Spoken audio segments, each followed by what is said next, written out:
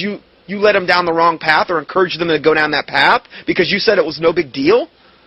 I mean, do I love you enough to tell you the truth? Am I therefore become your enemy because I tell you the truth, according to Galatians 4:16? Consider the following portion from an article from a secular newspaper. It is estimated that there are 10,000 yoga teachers in the United States who teach between 4 and 5 million students a week. Man, that's a lot of people they're reaching. Yoga is a program that involves conscious stretching, deliberate movements, controlled breathing, and relaxation exercises. Its purpose is to develop strength, flexibility, balance, body alignment, body awareness, muscular balance, calmness, and controlled breathing. Yoga originated from a school of thought in the Hindu religion which suggests that postures can isolate the soul from the body and the mind. Just what I want to do. In the Western world, yoga is used mainly as a form of exercise. Yoga comes from, and that's the carrot. Oh, it's just exercise. No, it's a lot more than exercise. You're getting the package deal. Sorry. I mean, I'm sorry. I do, like, if I go and if I'm going to work out or do something like that, yes, I do stretch before, but I don't get into any yoga postures or any controlled breathing or recite some mantra or get my Hindu prayer beads out. Yeah, I don't do any of that. None of that.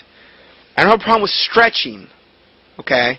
But the problem is that this is a package deal. Okay? Don't even call it yoga at all. If you're just going to stretch, okay, that's one thing. But if you get into the realm of yoga, where you get into the postures, and you get into the breathing, and you get into the meditative state, now you've crossed over the line.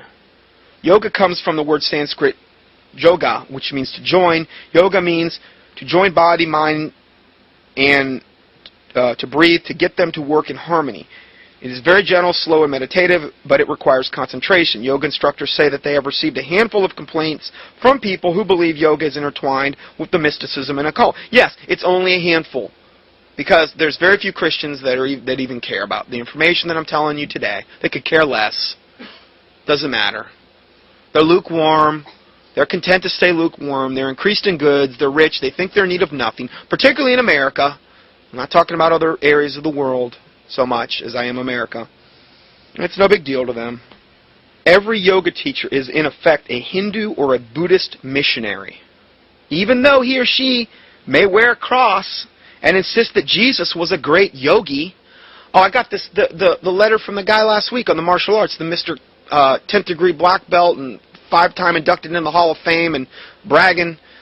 Yeah, he told me they gave him this thing when he left, I guess, the martial arts system, and they referred to Jesus as the great sensei, like the great sensei in the sky. Now you see sensei, they'll say they bow to sensei, it's like their master type of deal. Yeah, that's how they refer. Well, they say here, insist that Jesus was a great yogi, and protest that yoga is not a religion but science. This is the most blatant of lies.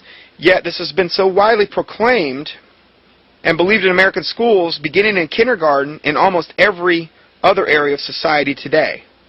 Yoga and other forms of Hindu-Buddhist occultism are taught and accepted as science. In contrast, Christianity has been thrown out of the schools and is being crowded out of every area of our life in the broad-minded move to replace religion with the New Age science.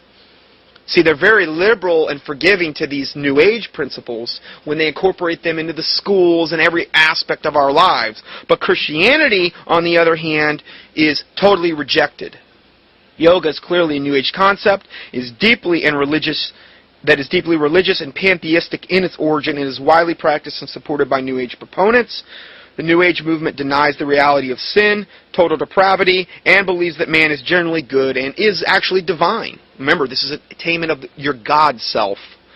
They teach that there is a God within us, and we are to harness that and develop it through meditation and other metaphysical techniques. Teach us that the only thing needed to enlightenment, the only thing people need is enlightenment regarding their own divinity. In other words, if we don't know, we need to know about it so we can cultivate our own divinity. They believe that through reincarnation, man is reunited with God. They believe in karma, which is a debt one owes because of his previous life. They also believe and teach evolution of man as opposed to creation that is taught in the Bible. The evolution, like Charles Darwin. Yoga is also associated with imagery, visualization, hypnosis, mind magic, chanting of the mantra, positive thinking, Silva mind techniques. Silva, I think they've got like schools now, the Silva learning centers. I'd avoid them like the plague. See how subtle this is? These things are not only unbiblical, but they're potentially very dangerous. When practiced by professing believers, it allows a certain external spiritual influence into our lives, which is inconsistent and disallowed according to 2 Corinthians 6:14 through 18 in the teachings of the Holy Scriptures. Let's just go ahead and read that real quick. 2 Corinthians 6:14. Now, I know I've said this quite a bit, but let's just go ahead and read the whole thing, 14 through 18. Be ye not unequally yoked together with unbelievers. Well, if you go to a yoga class as a Christian, okay, how can you not be unequally yoked together with unbelievers? Okay, I mean because this is a religious thing, okay, that you're doing. This is a religion that incorporates many other Eastern mysticism religions into it. Okay, Hinduism, Buddhism. There's so many things that are incorporated into this. Be ye not unequally yoked together with unbelievers, for what fellowship hath righteousness with unrighteousness, and communion hath with darkness? And what concord hath Christ with Belial, or what part hath he that believeth with an infidel? Now again, this affects your testimony too. What type of example are you setting? And what agreement hath the temple of God with idols? For ye are the temple of the living God. We are. We're the temple of the living God. As God hath said, I dwell in them and walk in them, and I will be their God, and they shall be my people. Wherefore, come out from among them, and be separate, saith the Lord, and touch not the unclean thing, and I will receive you. Do you think that participating in yoga is touching an unclean thing? Hopefully we've already proven that. We're going to give you a whole lot more to look at here. So this is something that we really need to bear in mind. The practice of yoga is pagan at best and blatant witchcraft at worst. Its teachings emanate from Eastern religions, all of which teach that self is God.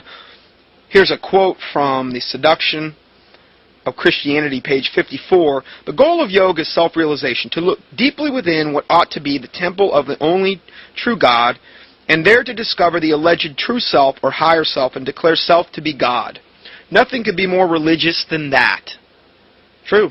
And it flies in the face of Bible-believing Christianity and the Word of God. Yet with straight faces, all the yogis insist that practicing yoga will not change anyone's religious beliefs.